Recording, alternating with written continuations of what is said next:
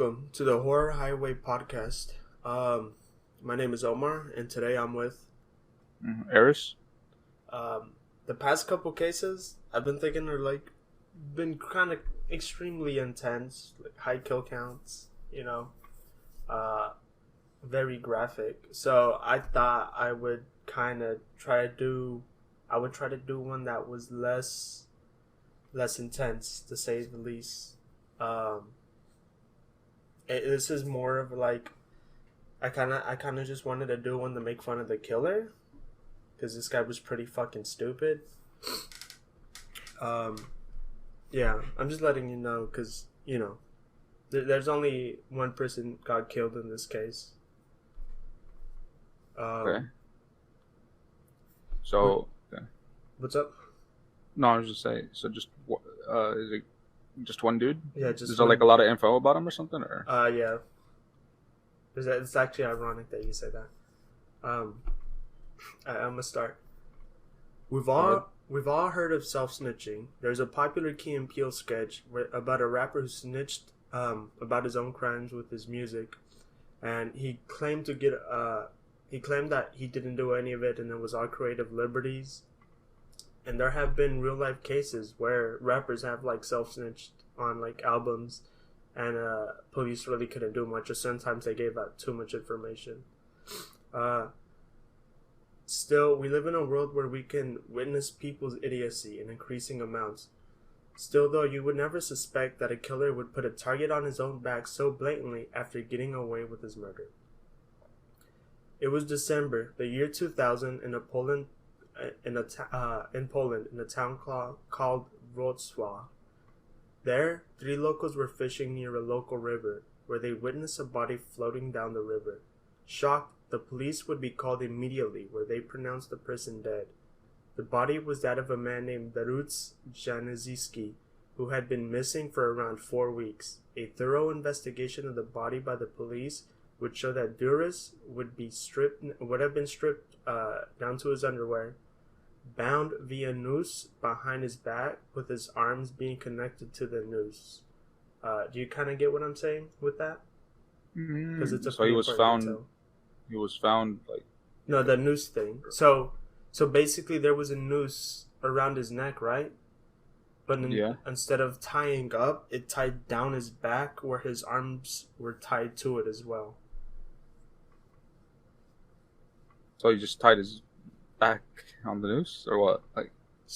He was just hanging from his back, or what? No. So the noose is like, you know how nooses hang people typically?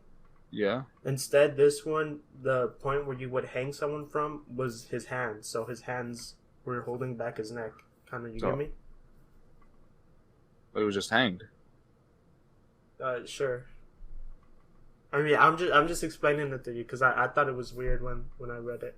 Now you try to find my place again. He had been had been tortured and starved before being dumped in the river. This, for Poland, was actually quite a brutal case, and the police had tried to investigate the case. This was in Poland? Yeah, this was in Poland.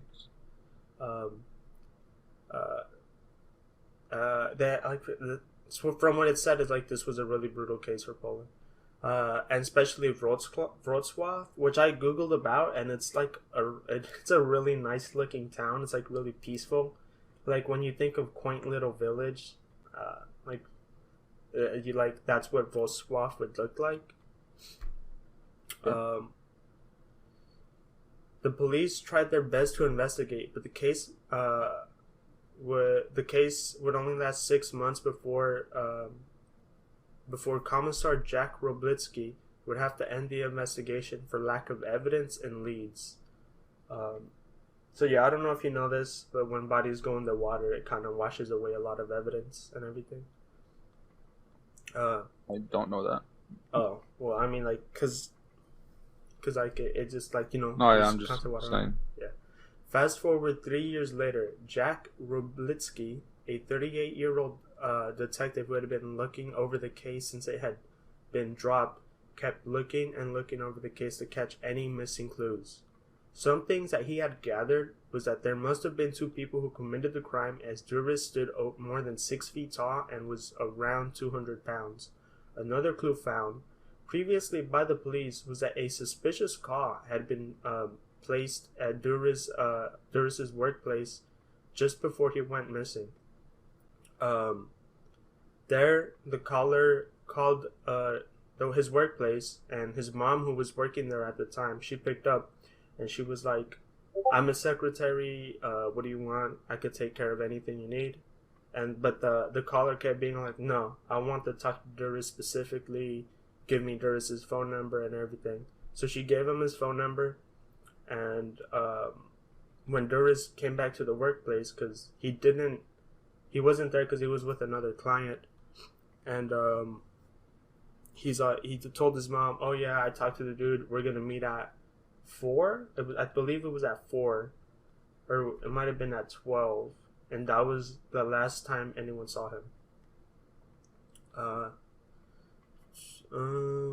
And he didn't take his own car. I think he got picked up. They found that the calls were coming from a payphone that was like a block away from the business. So like the killer had been watching the business when he made the call.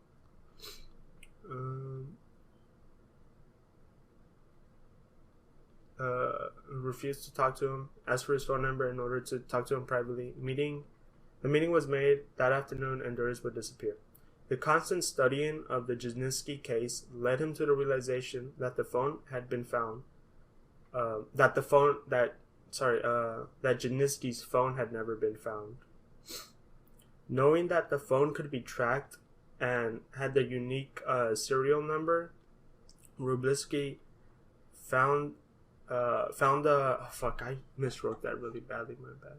So basically, what happened was he realized that the police never found Javinsky's phone, like his own personal cell phone, and he tried finding it. And one thing I read was that at this time in Poland, like, what is this, 2003? No, it was 2003 about. He the police there was like super underfunded and like never had the manpower or time to figure anything out. So when he put in the request to like have the phone tracked, he was even like he was thinking like he's just gonna immediately get rejected, but they did find the phone, and which is pretty surprising because like compared to fucking American police officers, I wanted to point this out, was like this dude he's getting paid at least just a couple $1,000s a year for this job, by the way, and he's already like, and what he's about to find is like really important. So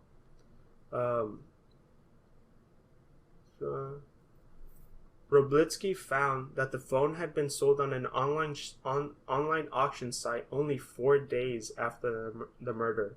Finally, getting the phone would show that someone had logged into the phone between those 4 days. That person's name was Krystian Bala. Who is Krystian Bala?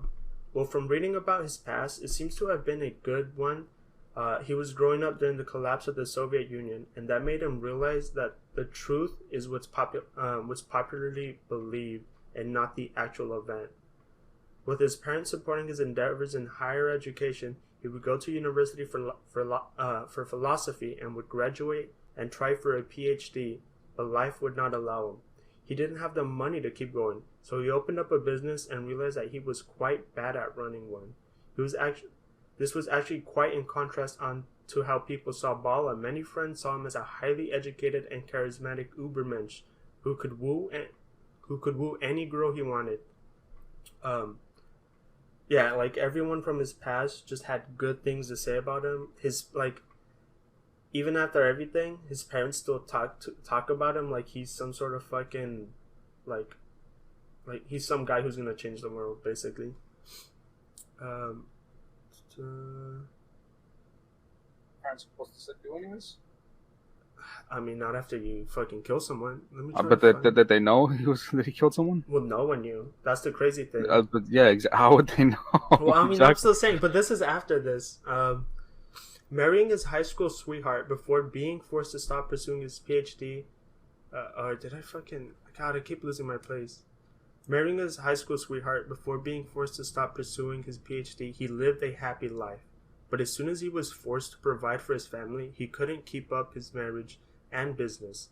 And his business would collapse by the year 2000. Well, the darndest thing would happen this year. For some reason, he would leave Poland and travel to places in Asia and US. It was also shown that he learned scuba diving during this time. It was during this time abroad that he would begin to start writing a book that was finished by the year 2002. The book was called Amok. I think he finished it in 2002, but he published it in 2003.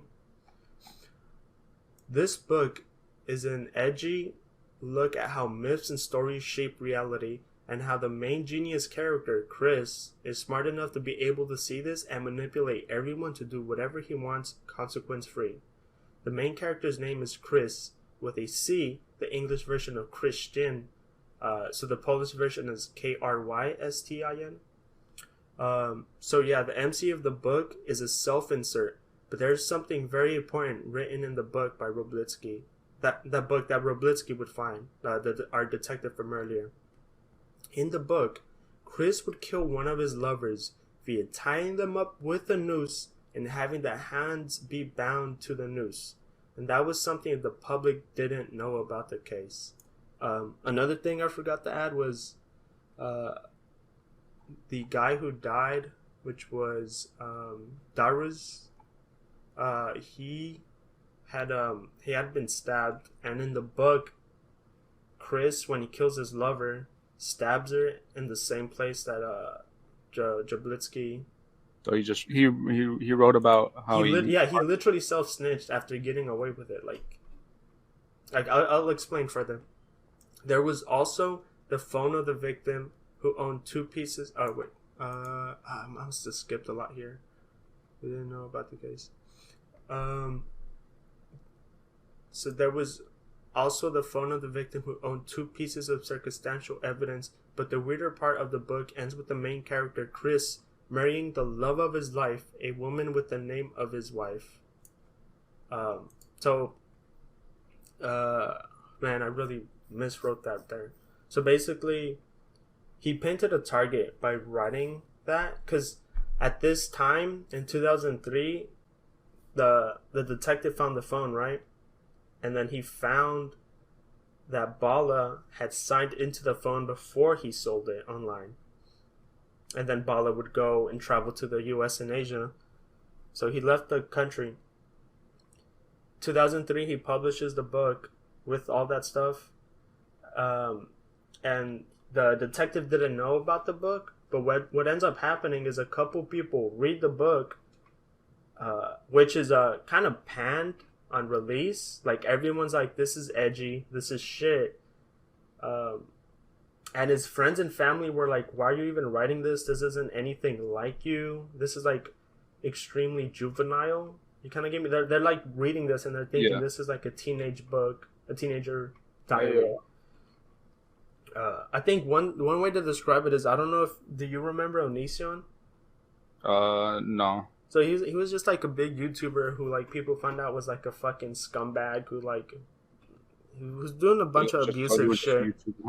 Huh? He's just a YouTuber, huh? Well, he was an abusive piece of shit. And I remember listening to one of the reviews of his books, and the way this book sounds, it sounds exactly like the book Onision wrote. Where, like, the main character gets away with whatever he wants. He kills someone and no one ever suspects him because he's a genius who can manipulate everyone. Anyways, where I was going with that initially was, in the book, he kills his lover, gets away with it, no one suspects a thing. And by the end of the book, he ends up marrying his girlfriend. His girlfriend had the same name of his ex-wife. So He wrote an autobiography. He basically. Well, no, he didn't get remarried with his wife. His wife was over him. Wait, his self-insert, like, gotta live his happy life. You get me? Yeah. Yeah. So back to the work site. No more nagging wife type beat.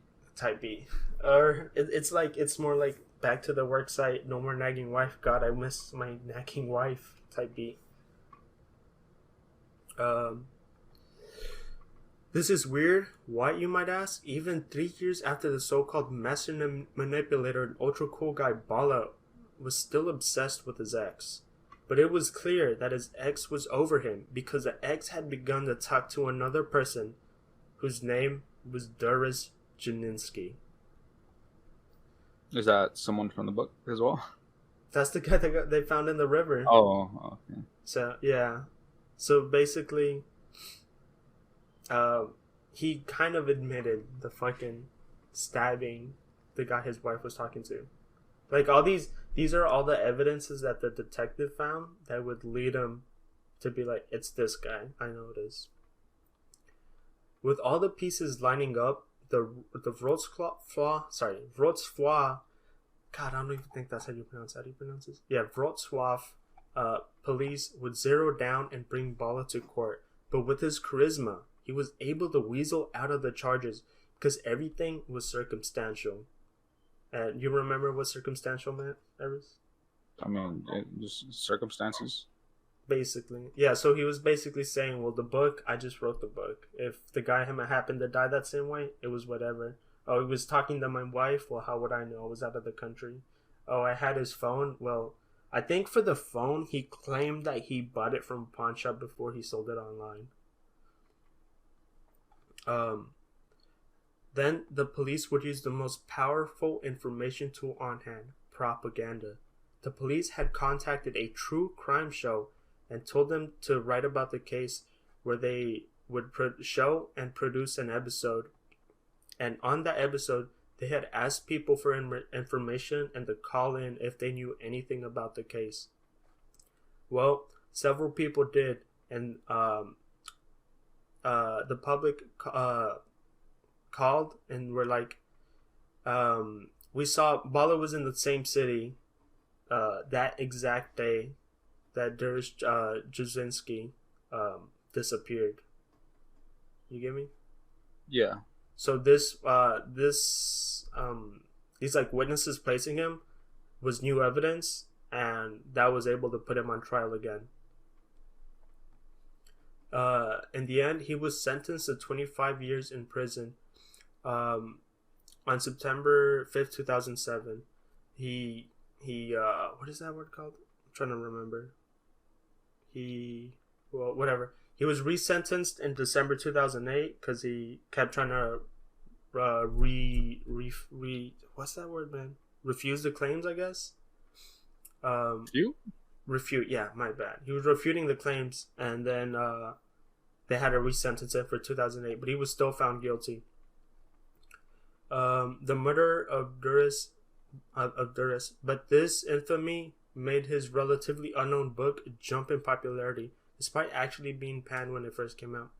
He even plans on writing another book based on the whole experience once he is out of prison, but I don't see it helping him, as he had snitched on himself once already, and it would probably just reveal how much more of a scumbag he actually was than his first book.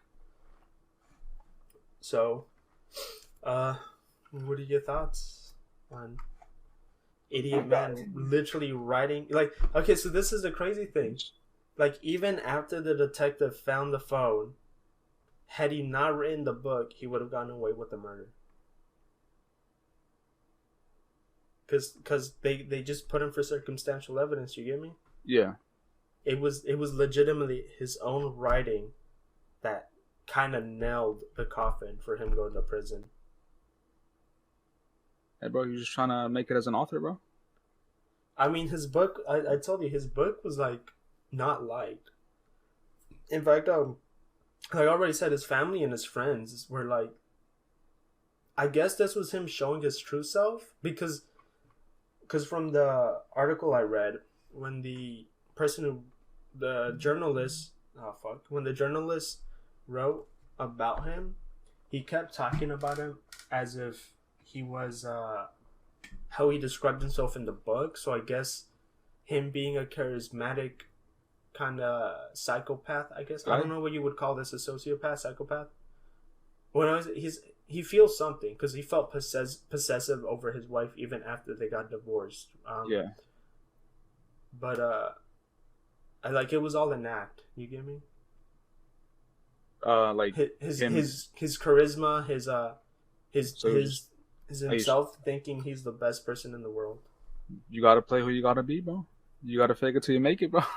I mean, he did actually. Well, he couldn't keep up with making it though, because as soon as he tried to make any money, he couldn't fucking handle it. Hey, he tried, bro. He tried graduating with a PhD in philosophy. He's gonna be a doctor. He's a thinker, bro. He's a thinker. Oh, and despite the detective thinking there was two people, I don't think they ever had any like confirmation on who helped him. Cause this little guy, if you've seen pictures of him, he's like a little fucking nerd. He's got like curly hair and the glasses. The fucking killer. Yeah. Oh, friend, bro. I mean, people have friends. I don't know. Someone who helped them. Well, yeah, but I mean, I'm just saying, like, yeah, no, there's still someone out there who helped him. I mean, I know this case is pretty famous because, like, I think it got like a movie or something. Well, not like I've never like heard of a movie about something like this. It's like one of those movies where like it's released in a film festival and then it gets a DVD release or like straight to the Netflix would have been around this time, I'm pretty sure. So it was like put on Netflix or Blockbuster Online or I don't know, Hulu. Something along those lines. Video service. Video service. God damn, I can't remember words today at all, dude. I mean, I just seriously find it so funny. Like, yeah, I mean, how fucking cocky is this guy? I'm trying to. I mean, he murdered this dude, and then he wrote about it. Maybe he could have. Maybe he would have gone away with it if he didn't use Chris, like any of the names, you know. Oh, names. I forgot to mention this. Right, so in the book, Chris, the main character, is narrating his own story, but at the same time, Chris with a C, his self-insert is narrating the story. So it's like a sex thriller killer book. I forget what they're called. It's like some raunchy. It's a teen drama. Okay. So the book is like a thriller. Like when you think of a movie thriller, like a rated R movie thriller, it's like that type of book. Like the Michael Jackson thriller. I think that was rated PG-13, bro. I actually saw that movie. Michael Jackson thriller? It's a fucking music video, bro. No, wasn't there a movie? Like a documentary? There was like a documentary style movie. I don't know if it was called. It was probably just a Michael Jackson documentary. No, it was released in theaters. It was after his death and like. Yeah, it's probably just a Michael Jackson, like autobiography type piece. I'm not gonna Google this because my phone already vibrated once. But listen, so it was one of those like edgy thriller books. The main character, his self-insert Chris, was narrating the story, and Chris himself taking his own personal philosophy of like truth isn't reality, truth is what popular consensus is. The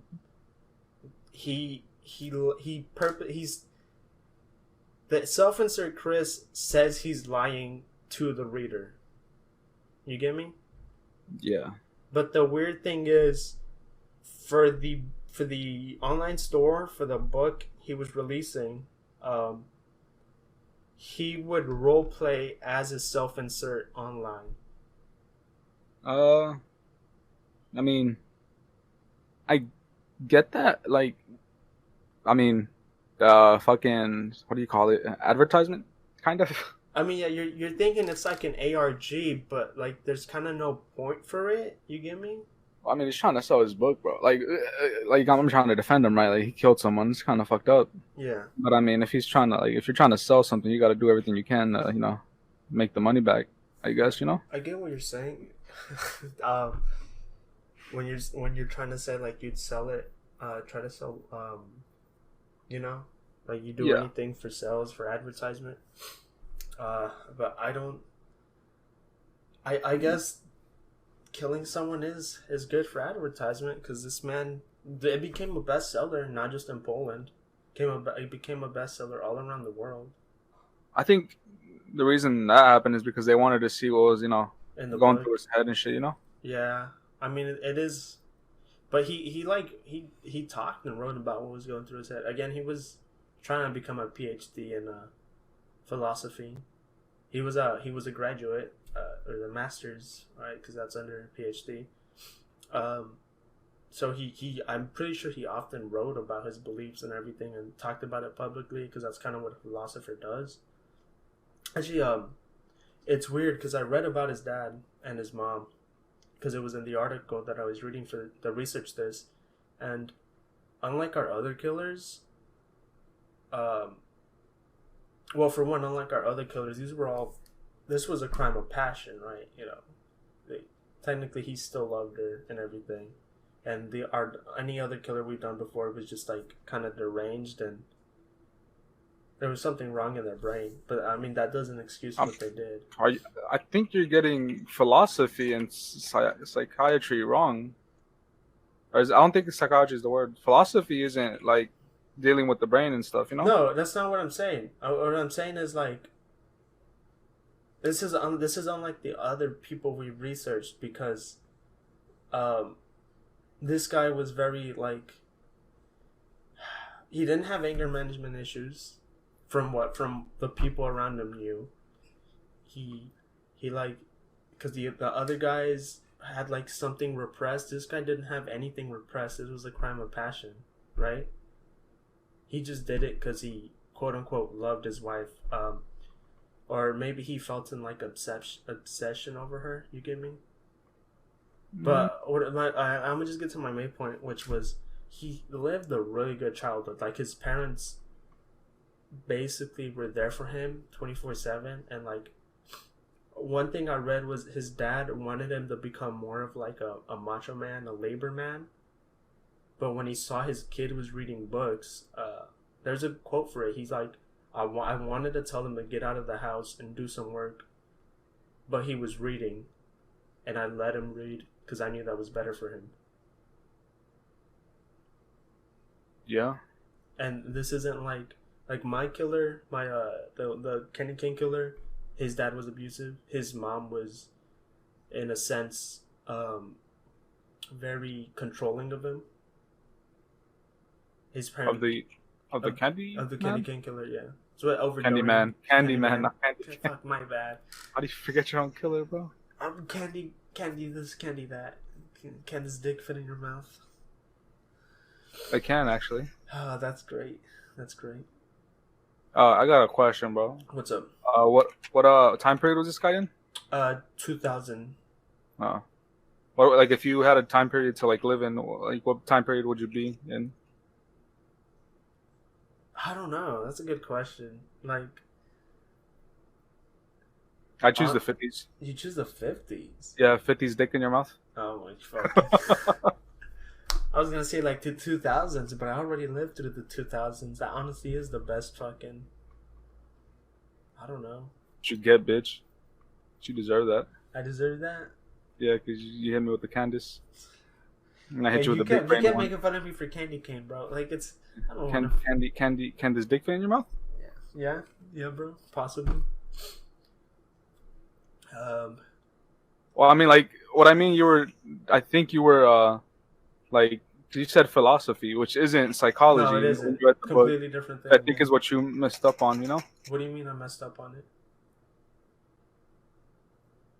So, I don't know.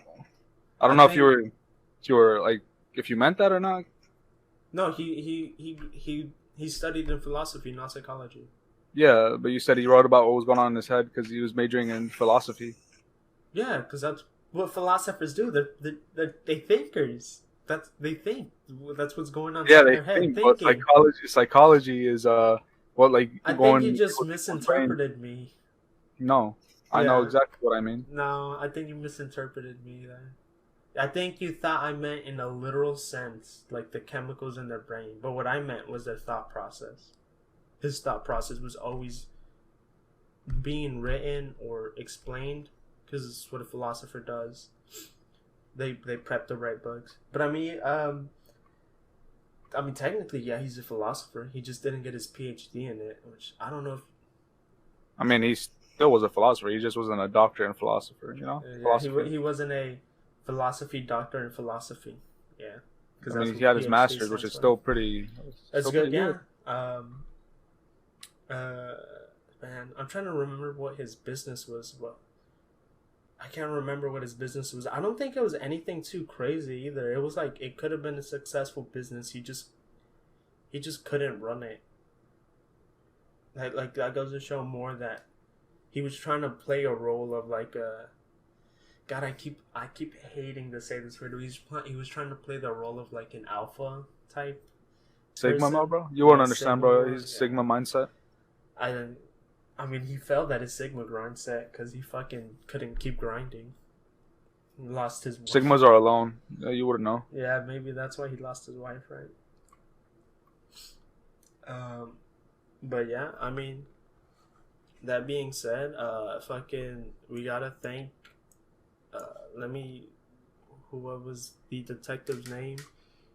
The detective was called, Jack Robliski,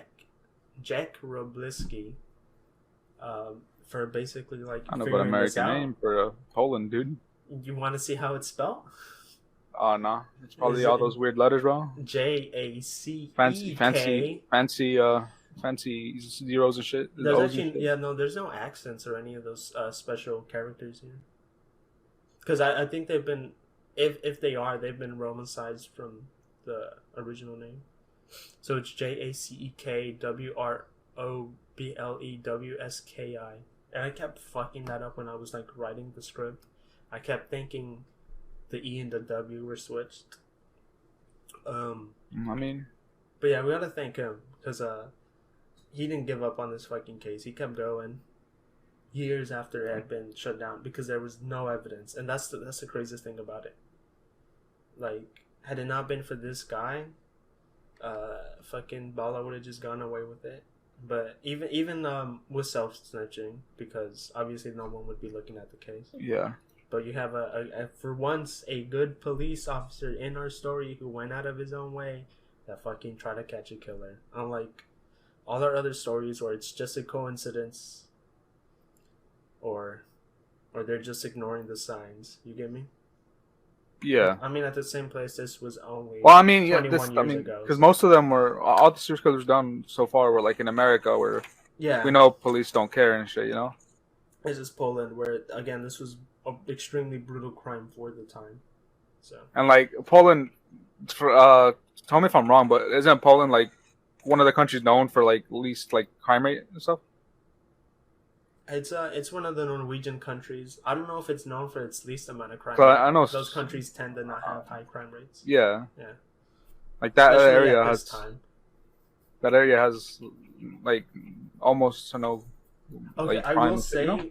Wrocław, like I already said, beautiful for sure. One of the places where crime is low. That thing, it is a town rich people go to visit and they hide from the poor people because it's so goddamn beautiful.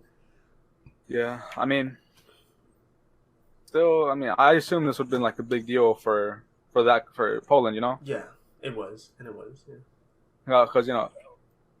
I mean, think about it. Poland was where the Witcher was made, bro. Oh, it was, wasn't it? CD Projekt Red, yeah.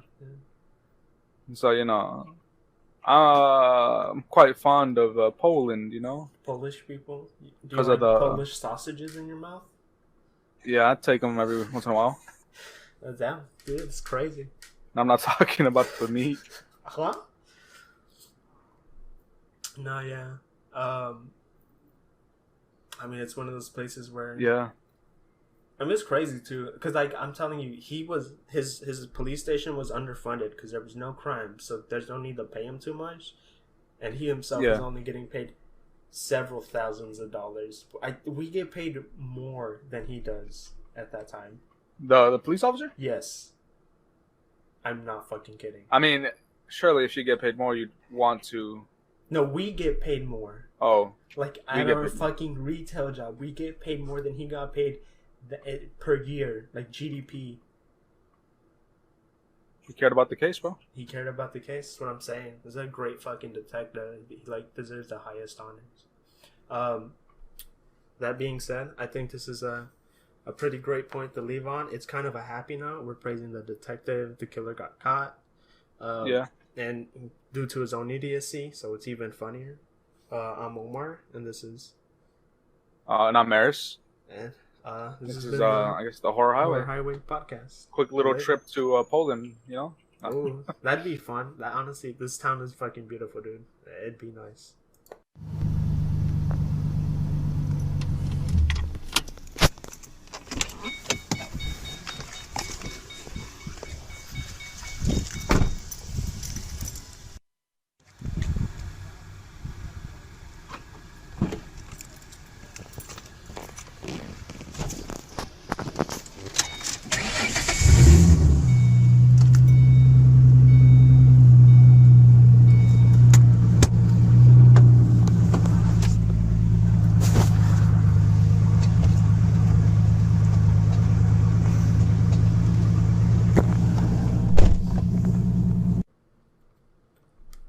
Welcome to the Horror Highway podcast. My name is Omar, and today I'm with Eris.